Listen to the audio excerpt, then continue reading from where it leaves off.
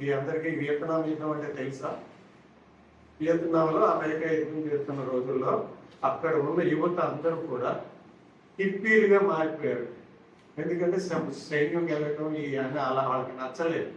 వాళ్ళంతా young boys girls అందరూ కూడా మామూలు జీవితాన్ని వదిలేసేసి అన్ని సన్నిసించినటువంటి జీవితం బతుకుంటే యుద్ధాలు పెంచుకుని చిట్టుకులు పెంచుకుని ఎక్కడ పెడితే అక్కడ కొడుకోవటం, ఎక్కడ పెడితే అక్కడ బతకటం, రకరకాల డ్రగ్స్ అలవాటు చేసుకోవటం అన్ని జరిగినప్పుడు ఈ యూత్ని మళ్ళీ మెయిన్ స్ట్రీమ్లో తేవాలని చెప్పి అక్కడ గేలార్డ్ నెల్సన్ అనే ఒక సెనేటర్, మన పార్లమెంట్ మెంబర్ లాగా ఒక సెనేటర్ ఆయన, ఇది ఏంటి ఈ పిల్లల్ని ఏం చేయాలని చెప్పి ఒక సంవత్సరం పాటు ప్లానింగ్ చేసి ఒక స్టూడెంట్ డెనిస్ ఆయస్ అనే స్టూడెంట్, అతను హార్వర్డ్ యూనివర్సిటీలో ఫస్ట్ ఇయర్ స్టూడెంట్, అతన్ని సెలెక్ట్ చేసి నేషనల్ మొత్తంలో కోఆర్డినేట్ చేయడానికి అతని ద్వారా అతను 1 year ఆఫ్ తీసుకున్నాడు కాలేజీ నుంచి, చదువు నుంచి విరామం తీసుకుని మొత్తం నేషనల్ వైడ్గా అన్ని యూనివర్సిటీతో ఆర్గనైజ్ చేశాడు.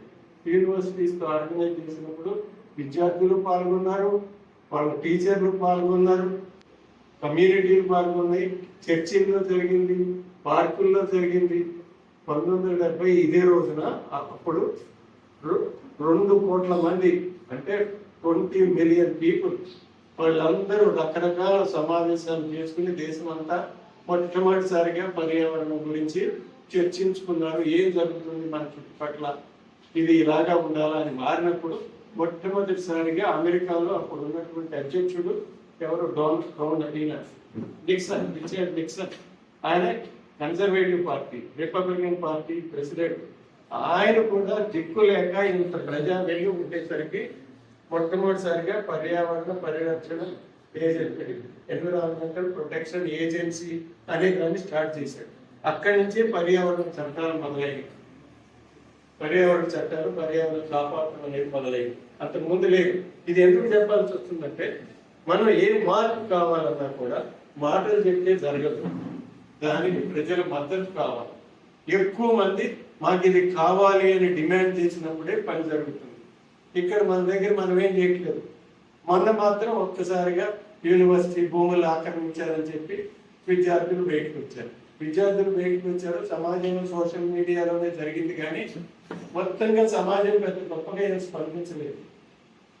కేవలం కొద్దిమంది విద్యార్థులే నిలబడి పోరాటం చేశారు. అట్లా కాకుండా సమాజం ఇది కొనుక్కోగలరు, వీడిని ఎంచుకుంటే మన పార్టీకి ఒక ఎమ్మెల్యే సీట్ వస్తుందా, ఒక ఎంపీ సీట్ వస్తుందా అని లెక్కలు కట్టి మరీ వాళ్ళకి సీట్ ఇస్తున్నారు. కానీ వీడు సమర్థుడా, వీడు ప్రజల మనిషి అని చెప్పి ఎవరికి సీట్ ఇవ్వరు. పర్యావరణానికి దీనికి సంబంధం ఏంటని మీరు అనొచ్చు. మంచి పర్యావరణం ఉండాలంటే మంచి ప్రతినిధులు ఉండాలి, వాడు ప్రజల గురించి ఆలోచించే మనిషి అయి ఉండాలి. కానప్పుడు మనకి ప్రభుత్వం మంచిది రాదు. సో అందుకని మనం ఇవన్నీ ఆలోచించుకోకపోతే, మన ప్రజాస్వామ్యాన్ని మనం సంస్కరించుకోలేకపోతే మనకి సరైన ఫలితాలు రావు. మనం ఇట్లాగే దాన్ని ఎందుకు ఇది మాట్లాడాల్సి వచ్చిందంటే, మనం దీని తర్వాత 2015లో ప్యారిస్ ఒప్పందం చేసుకున్నాం. ప్యారిస్ ఒప్పందం ఎందుకు జరిగింది? అప్పటికి మీరంతా పిల్లలే కదా. ప్యారిస్ ఒప్పందం గురించి ఏమన్నా విన్నారా మీరు ఎవరన్నా? ప్యారిస్ ఒప్పందం దేని గురించి? ఇదే వచ్చింది. మీరు తెలుసుకోకుండా మీరు రేపటి ప్రపంచం మీద మీరు ఏం చేయగలుగుతారు? మన దగ్గర మొన్నప్పుడు మీకు ఇది తెలుసా, చిన్న ఆడపిల్లలు 8 ఏళ్ళు 10 ఏళ్ళు ఆ వయసు నుంచి ఆడపిల్లల దగ్గర నుంచి యూరోప్ దేశాల్లో, అమెరికాలో రోడ్డు ఎక్కి ఉద్యమాలు చేస్తున్నారు అన్న సంగతి మీకు తెలుసా? మా భవిష్యత్తు ఏమిటి అని అడుగుతున్నారు ఆ చిన్నపిల్లలు.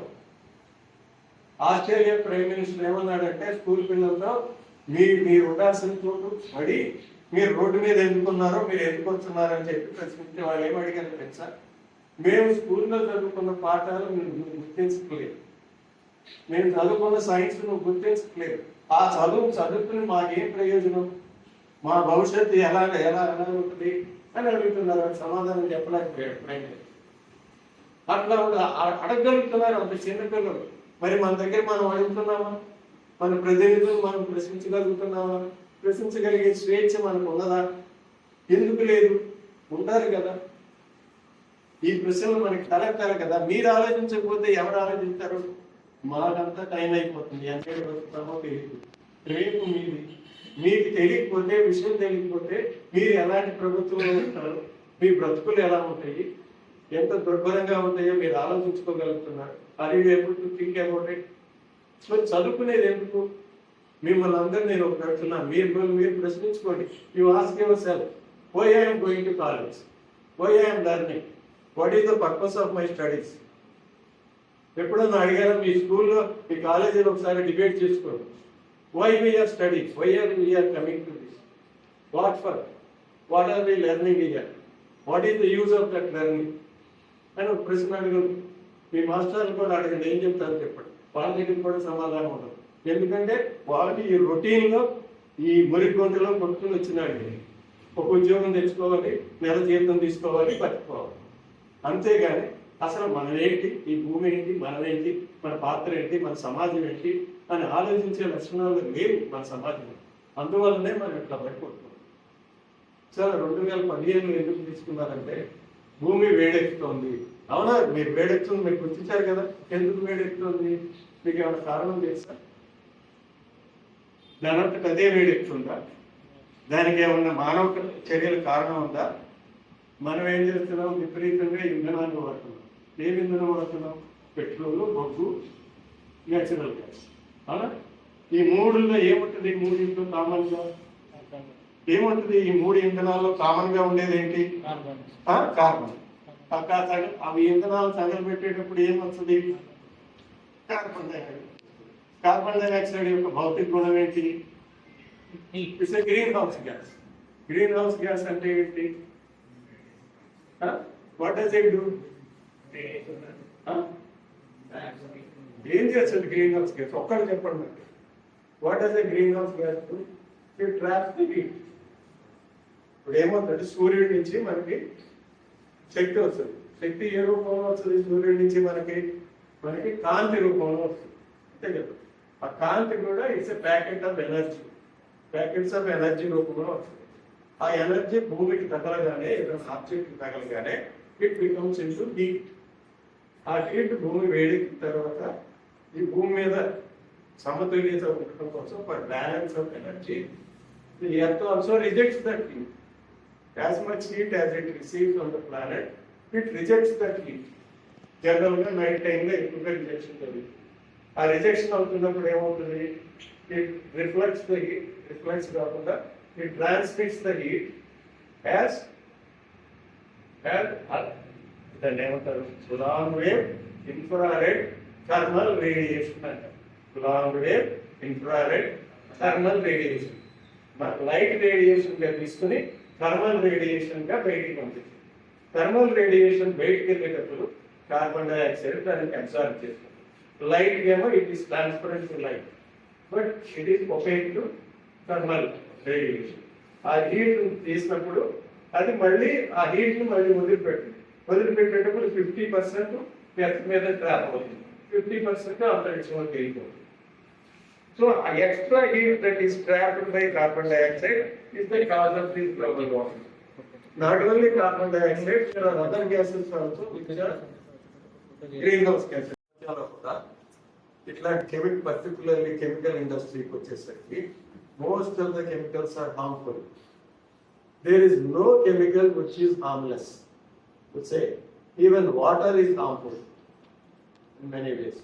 Okay, so ఈ హామ్ చేసే వాటిలో ఇప్పుడు ఏమైంది? దాని గురించి ఇన్ని చట్టాలు జరిగి, ఇన్ని రెగ్యులేషన్స్ వచ్చినాయి కదా. ఈ దాని జరిగి ఈ పారిశ్రామికీకరణకి ఎంతమందో కార్మికులు బలయ్యారు, ఎంతమందో ప్రజలు బలయ్యారు. యాస్బెస్టస్ గురించి మీరు విన్నారో లేదు తెలియదు. యాస్బెస్టస్ అనేది ఒకప్పుడు విపరీతంగా వేరే దేశాల్లో, సంపన్న దేశాల్లో, చలి దేశాల్లో ఇన్సులేషన్ కోసం వాడేవారు. మన దగ్గర కూడా స్టీమ్ లైన్స్ ఉంటే దాన్ని ఇన్సులేట్ చేయడం కోసం చల్లబడకుండా యాస్బెస్టస్ పొడి, యాస్బెస్టస్ లోపు వాడేవారు. ఈ యాస్బెస్టస్ అనేది చాలా ప్రమాదకరమైనది, అతి ప్రమాదకరమైనది. ఆ యాస్బెస్టస్ వల్ల అది బ్యాన్ చేసిన తర్వాత కూడా 55 దేశాలు, ఇప్పటికి 71 దేశాలు బ్యాన్ చేసింది. ఇప్పటికీ మన దేశం బ్యాన్ చేయలేదు. అయినా కూడా ఇప్పటికి కూడా యూరోప్ లాంటి దేశాల్లో దాని వల్ల వచ్చే జబ్బు వల్ల, మెసోథెలియోమా అనే లంగ్ డిసీజ్ వల్ల ఇప్పటికీ చచ్చిపోతానే ఉన్నారు. People are dying even now because of the effect of అలా చాలా టొబాకో ఇప్పుడు ఉండే బొమ్మలు వేస్తున్నారు కానీ అది టొబాకో బ్యాన్ చేసే శక్తి రాజకీయంగా ప్రపంచంలో ఏ దేశాలు చూపించుకుంది. అలాగే వైనైల్ క్లోరైడ్ అని ఒక పాలిమర్, పీవీసీ అని మీరు వినుంటారు కదా, పాలీవైనైల్ క్లోరైడ్ అని. ఆ పాలీవైనైల్ క్లోరైడ్ చేయాలంటే దానికి వైనైల్ క్లోరైడ్ అనే మోనోమర్ వాడాలి. ఆ మోనోమర్ని దాని గుణాలు కొన్ని చూసి దాన్ని ఆడవాళ్ళు స్ప్రే చేసుకునే స్ప్రేలో ప్రొపెల్లెంట్గా వాడారు. ఎంతమంది దానికి బలైపోయారు. ఎందుకంటే ఈ సిస్టమ్ ఎలా ఉంటుందంటే every chemical is good unless proven harmful. దాన్ని హార్మ్ఫుల్ అని ఎవరు ప్రూవ్ చేయాలి?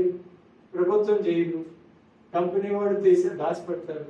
ఈ అన్ని కేసుల్లో కూడా ఏం జరిగిందంటే ఈ జరిగిన వాటి అన్నింటిలో కూడా కంపెనీలకి ఇది హానికరం అని ముందే తెలిసినా కూడా వాళ్ళు దాచిపెట్టారు, తిరస్కరిస్తూ వచ్చారు. ఏమీ లేదు, ఇది చాలా మంచిది అని చెప్తూ వచ్చారు. సార్ అట్లా జరుగుతుంది. ఇట్లా జరిగిన వాటి క్రమంలో డ్యూపాంట్ అనే పెద్ద రసాయన కంపెనీ ఉంది, అమెరికాలో ఉంది. మొట్టమొదటిలో వాళ్ళే ఉత్పత్తి చేసేవారు టెఫ్లాన్ అనే ఒక ప్లాస్టిక్. మీరు వినే ఉంటారు అందరూ, మన ఇంట్లో అట్లు వేసుకోవడానికి, ఫ్రై చేసుకోవడానికి ప్యాన్లు వాడతారు. టెఫ్లాన్ కోటెడ్ ప్యాన్స్ అని వాడతారు. ఆ టెఫ్లాన్ కోటెడ్ ప్యాన్స్ తయారు చేసి ప్రపంచం అంతా వదిలిపెట్టారు. అమెరికాలో విపరీతంగా విరివిగా వాడారు.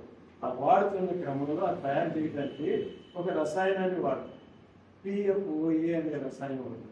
పిఎఫ్ఓఏ అంటే పెర్ఫ్లోరో ఆక్టనాయిక్ యాసిడ్, అతని C8 రసాయనం. ఆ రసాయనం వాడుతున్నప్పుడు ఎవరికి ఏం తెలియదు, అది ఎంత వాడుతున్నారో ఏమో తెలియదు మంచిదే. తర్వాత ఆ ఫ్యాక్టరీకి పక్కనే ఒక రైతు పొలం ఉంది. ఆ రైతు పొలంలో ఆయన ఆవులు పెంచుకున్నారు. ఆయన అక్కడ అమెరికాలో మన దగ్గర లాగా ఓన్లీ వ్యవసాయమే చేయటం కాకుండా పశుపోషణ కూడా, మన మేకల మందలు ఎక్కడ కాసుకుంటారో మన దగ్గర అట్లాగే అక్కడ ఆవుల మందలు కూడా పెట్టుకుని వాటిని పెంచి వాటి పిల్లలు తయారు చేసి వాటిని నమ్ముకుంటారు. మాంసం కోసము, పాల కోసము రకరకాలుగా అమ్ముకుంటారు. అది వాళ్ళ వ్యాపారం. అతను చేసేటప్పుడు ఆయన పశువులన్నీ వరుసనే రోగాలు పడిపోయి చావటం మొదలుపెట్టారు. ఆయన అబ్జర్వ్ చేశాడు, ఎందుకు ఇలా జరుగుతుంది. అబ్జర్వ్ చేసిన తర్వాత ఆయన కంప్లైంట్ ఇచ్చాడు. ఇది డ్యూపాంట్ కంపెనీ వాళ్ళు వదులుతున్న వ్యర్థాల వల్ల జరుగుతుంది ఇది అని చెప్పి ఆయన కంప్లైంట్ రాశారు. మనం పొల్యూషన్ కంట్రోల్ బోర్డులో వచ్చాయి. రాస్తే వాళ్ళు కమిటీ చేశారు. ఆ కమిటీలు ఎవరు పెట్టారు? పశువులు కంపెనీ పెట్టారు. కంపెనీ నుంచి 5 మెంబర్స్, గవర్నమెంట్ డిపార్ట్మెంట్ తరఫు నుంచి 5 మెంబర్స్ పెట్టి ఒక కమిటీ చేశారు. ఆ కమిటీ వాళ్ళంతా వచ్చి ఫామ్కి వచ్చి ఆయనతో మాట్లాడి ఆయన పశువులు పిలిచి చివరికి ఏం రిపోర్ట్ రాశారంటే, నీకు అసలు పశువులు పెంచడమే రాదు, నీకు అసలు నీవు నిర్వహణ లోపం వల్లనే వాటికి అనారోగ్యం వచ్చింది, కానీ కాలుష్యం అనేది ఏమీ లేకుండా రాశారు. ఏం జరుగుతుందా? రైతు విద్యావంతులు అయిన వాళ్ళందరూ కూడా ప్రజా వ్యతిరేకంగా కుమ్మక్కైపోయి, కంపెనీలతో కుమ్మక్కైపోయి తీసుకునే నిర్ణయాలకి అదొక ఉదాహరణ.